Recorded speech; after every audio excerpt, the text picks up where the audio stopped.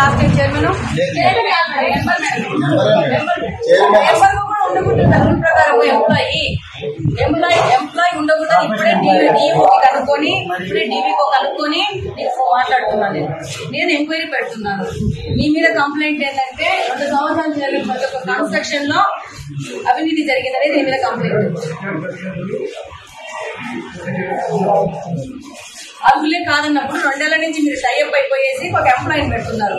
ఆయనైతే రికార్డు ఉంటది కదా, అందులో నువ్వు ఎట్లాగో నువ్వు తప్పు చేసేసావు. ఉండకూడదు అక్కడ ఉండి రూల్ పొజిషన్ అట్లా కాదు, రూల్ పొజిషన్ ప్రకారం ఆయన ఉండకూడదు. 2 ఏళ్ల నుంచి ఆయన ఎట్లా పెట్టావు నువ్వు?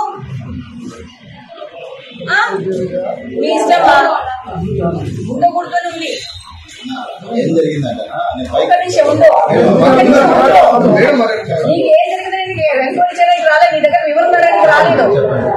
ఒక గవర్నమెంట్ ఎంప్లాయీ ఉండకూడదు కమిటీలో అంటే రూల్ ఏంటి?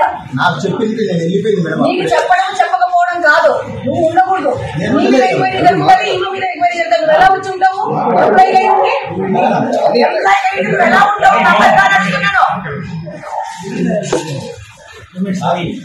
మీరు ఉద్యోగస్తులా లేకపోతే ఇక్కడ ఏమన్నా రాజకీయాలు చేస్తున్నారా?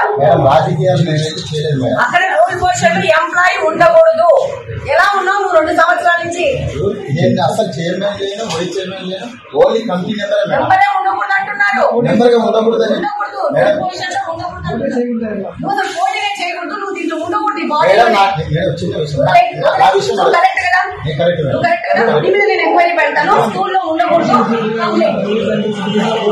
ఆధార్ రికార్డ్స్ నీవు ఫోన్ చేసి కనుక్కుంటున్నాను. అది చెప్పినాకనే నేను వచ్చి మాట్లాడుతున్నాను. స్కూళ్ళలో కూడా రాజకీయాలు తీసుకొస్తున్నారా? ఇంకొక వ్యక్తి పోటీ చేస్తానని అన్నాక ఆయనకు అవకాశం ఇవ్వకుండా మీరు ఎలా యునానిమస్ గా ఎన్నుకుంటారో? అందరూ ఉన్నారు మేడం. ఆ విషయం సరే, ఎంక్వైరీ పెడుతున్నాను. ఓకే, మాట్లాడతాము. ఇక్కడ జరిగిన కన్స్ట్రక్షన్ సంబంధించిన వ్యవహారాల్లో కూడా విజిలెన్స్ కి చెప్తాము ఏమేమి మిస్మానేజ్మెంట్ జరిగింది అనేది. దీని మీద దాదాపు 1 నెల నుంచి కంప్లైంట్ ఉంది.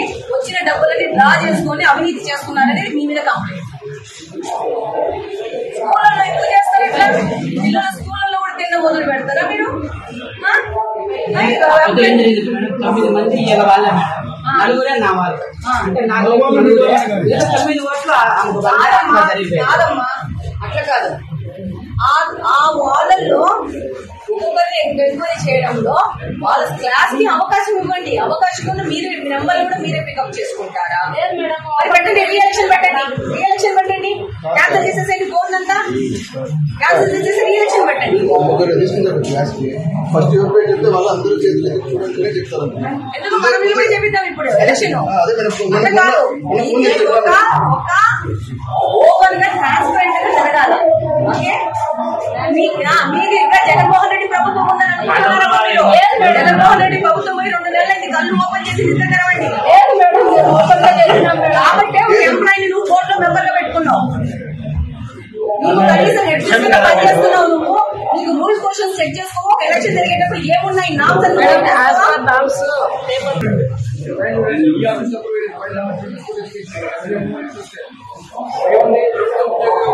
తల్లి తండ్రి సభ్యులుగా పోటీ చేయవచ్చా లేదా అంటే ప్రభుత్వ ఉద్యోగి పోటీ చేయడం అర్హులు కాదు అని నిమో నెంబర్ ఎక్కడ చెందలేదా?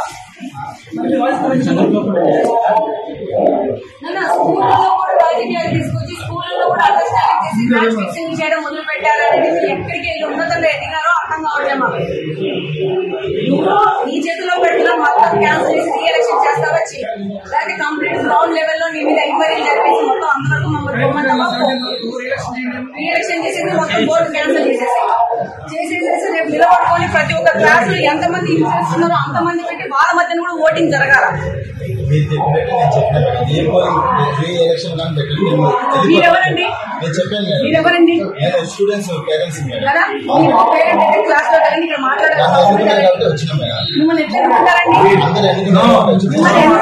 చెప్తున్నాను, మీరు నాట్ క్వాలిఫైడ్. నువ్వు బేసిక్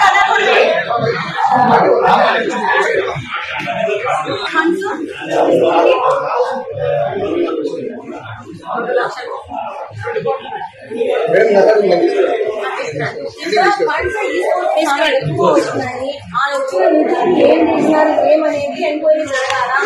నువ్వేం చేస్తావంటే కంప్లీట్ గా రాసేసేసి ఫస్ట్ బోర్డు క్యాన్సిల్ చేయించండి. చేయించి కొత్త ఎలక్షన్ జరిపించండి.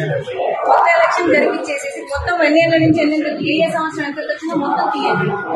బట్ నన్ను చూసేసి రికార్డు ఓపెన్ చేస్తే వచ్చేస్తుందమ్మా, వచ్చేస్తుంది, నాకు కూడా వచ్చేస్తుంది. Okay, everything every minute every రూపాయి ఉంటుంది అలా. అందరికి ఇక్కడ ఏం కన్స్ట్రక్షన్ జరిగినా దాని కాస్ట్ కూడా తీరుస్తారు. అర్థమైందా? మీరు ఈ విధంగా స్కూళ్ళలోకి వచ్చేసేసి స్కూళ్ళలో స్టూడెంట్స్ దగ్గర కూడా ఎక్కువ అయిపోయేసేసి స్కూళ్ళల్లో కూడా మ్యాథ్స్ కార్పొరేషన్ ఎట్లున్నారు మీరు? మీరు ఎందుకు ట్రావెల్ చేస్తాం? మీరు హెచ్ఎం ఇస్తారా? మీకు ప్రతి ఒక్క స్టూడెంట్ పేరెంట్ కి ఛాన్స్ ఇవ్వాలా, వాళ్ళ ప్రకారం ఉండాలి. మ్యాథ్స్ ఫిక్సింగ్ చేస్తారు క్లాస్ లో 40 పెట్టి జరిగిందనే నీ మీద ఒక అభియోగము, ఎందుకు చేస్తాము? అందరూ వ్యక్తి నాతో మాట్లాడుతున్న వ్యక్తి కార్పొరేషన్ ఎంప్లాయీ, ఆయన చెప్తున్నాడు వచ్చి నేను నన్ను ఎన్నుకున్నారు కాబట్టి నేను మాట్లాడుతున్నాను అని చెప్పి ఎలా ఎన్నుకోవడం సంబంధం లేదు ఇక్కడ.